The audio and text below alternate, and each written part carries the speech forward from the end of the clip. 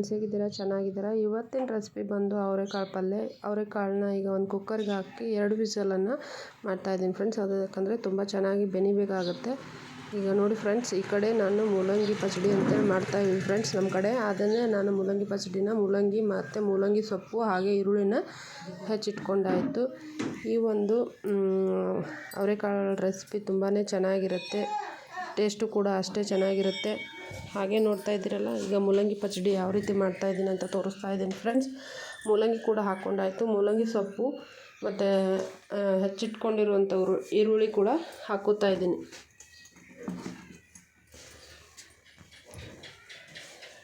ಇದು ರೊಟ್ಟಿ ಜೊತೆ ಸೈಡ್ಗೆ ತುಂಬಾ ಚೆನ್ನಾಗಿರುತ್ತೆ. ಇದಕ್ಕೆ ಸ್ವಲ್ಪ ಖಾರ ಹಾಗೆ ರುಚಿಗೆ ತಕ್ಕಷ್ಟು ಉಪ್ಪು ಹಾಕೋತಾ ಇದ್ದೀನಿ ಫ್ರೆಂಡ್ಸ್. ಇದು ನಮ್ಮ ಕಡೆ ತುಂಬ ಸ್ಪೆಷಲಾಗಿ ಬರೀ ರೊಟ್ಟಿ ಜೊತೆ ಇದನ್ನಷ್ಟೇ ನಾನು ತಿನ್ಬೋದು ಫ್ರೆಂಡ್ಸ್. ಯಾಕಂದರೆ ಅಷ್ಟು ಚೆನ್ನಾಗಿರುತ್ತೆ, ಅಷ್ಟೇ ರುಚಿಕರವಾಗಿರುತ್ತೆ. ಇದು ನಾನು ಮಂಗಳವಾರದ್ದು ಮಧ್ಯಾಹ್ನದ ಊಟಕ್ಕೆ ನಾನು ಯಾವ ರೀತಿ ಪ್ರಿಪೇರ್ ಮಾಡಿದ್ದೆ ಅನ್ನೋದನ್ನು ಈ ವಿಡಿಯೋದಲ್ಲಿ ತೋರಿಸ್ತಾ ಇದ್ದೀನಿ ಫ್ರೆಂಡ್ಸ್.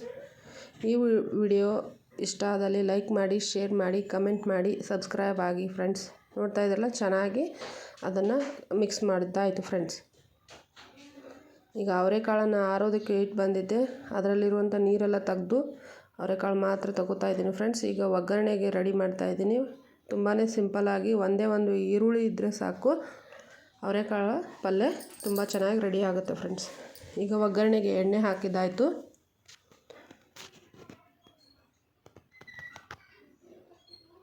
ಒಂದು ಸ್ವಲ್ಪ ಸಾಸಿವೆ,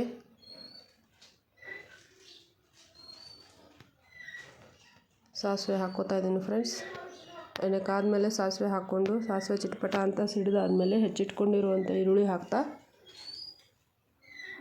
ಕರಿಬೇವು, ಈರುಳ್ಳಿನ ಹಾಕ್ತಾಯಿದ್ದೀನಿ. ಮತ್ತು ಬೆನ್ಸಿಟ್ಟಿಟ್ಕೊಂಡಿರುವಂಥ ನೀರು ತೆಗೆದು ಅವರೆಕಾಳನ್ನು ತೊಗೊಂಡಾಯಿತು ಫ್ರೆಂಡ್ಸ್. ಈಗ ನೋಡ್ತಾ ಇದ್ದಲ್ಲ, ಒಗ್ಗರಣೆಗೆ ಕರಿಬೇವು ಹಾಕಿದೆ,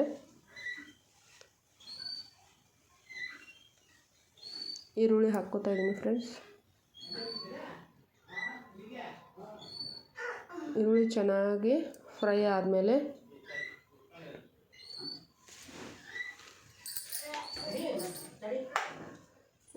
ಚೆನ್ನಾಗಿ ಫ್ರೈ ಆದಮೇಲೆ ಸ್ವಲ್ಪ ಹಸಿ ಖಾರ ಅಂತ ಹೇಳ್ತೀನಿ ಫ್ರೆಂಡ್ಸ್. ನಮ್ಮ ಕಡೆ ಎಲ್ಲ ಈ ಹಸಿ ಖಾರನ ನಾವು ಮನೆಯಲ್ಲೇ ಪ್ರಿಪೇರ್ ಮಾಡಿ ಇಟ್ಕೊಂಡಿರ್ತೀವಿ.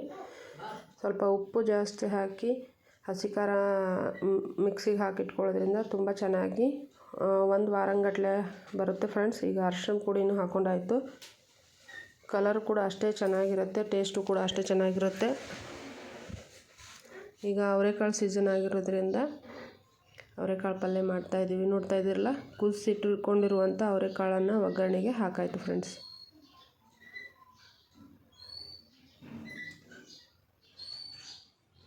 ಈಗ ಒಂದು ಸಲ ಮಿಕ್ಸ್ ಮಾಡಿ ಅದಕ್ಕೆ ರುಚಿಗೆ ತಕ್ಕಷ್ಟು ಉಪ್ಪು ಹಾಕ್ಕೋತಾ ಇದ್ದೀನಿ. ನೋಡ್ತಾ ಇದ್ದೀರಲ್ಲ ಯಾವ ರೀತಿ ಆಗಿದೆ ಅಂಥೇಳಿ.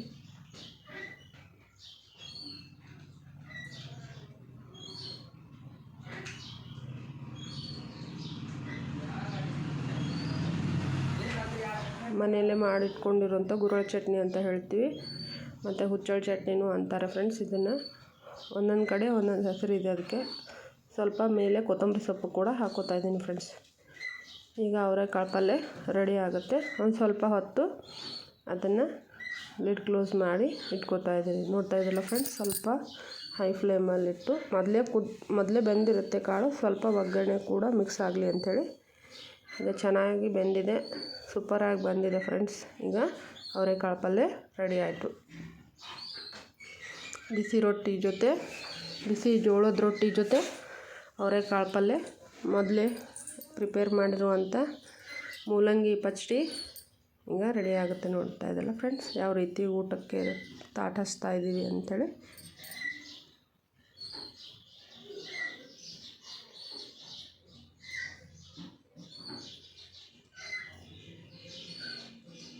ಈಗ ಬಿಳಿ ಜೋಳದ ಬಿಸಿ ರೊಟ್ಟಿ ಹಾಗೆ ಅವರೆಕಾಳು ಪಲ್ಯ, ಮೂಲಂಗಿ ಪಚಡಿ ರೆಡಿ ಆಯಿತು ನೋಡಿ ಫ್ರೆಂಡ್ಸ್. ತುಂಬಾ ಟೇಸ್ಟಿಯಾಗಿರುತ್ತೆ, ಚೆನ್ನಾಗೂ ಆಗಿದೆ ಪಲ್ಯ. ನೀವು ಕೂಡ ಟ್ರೈ ಮಾಡಿ. ಈ ಒಂದು ರೆಸಿಪಿ ಇಷ್ಟ ಆದಲ್ಲಿ ಲೈಕ್ ಮಾಡಿ, ಶೇರ್ ಮಾಡಿ, ಕಮೆಂಟ್ ಮಾಡಿ, ಸಬ್ಸ್ಕ್ರೈಬ್ ಆಗಿ ಫ್ರೆಂಡ್ಸ್. ನಾವು ಕೆಂಪು ಚಟ್ನಿ ಕೂಡ ಯೂಸ್ ಮಾಡ್ತಾ ಇರ್ತೀವಿ. ಅಂದರೆ ಮನೇಲೇ ರೆಡಿ ಮಾಡಿ ಇಟ್ಕೊಂಡಿರ್ತೀವಿ. ಅದೇ ರೀತಿಯಾಗಿ ಕೆಂಪು ಚಟ್ನಿ, ಮೂಲಂಗಿ ಪಚ್ಚಡಿ, ಅವರೆಕಾಳು ಪಲ್ಯ ಹಾಗೆ ಜೋಳದ ರೊಟ್ಟಿ ರೆಡಿ ಆಯಿತು ಫ್ರೆಂಡ್ಸ್. Thanks for watching.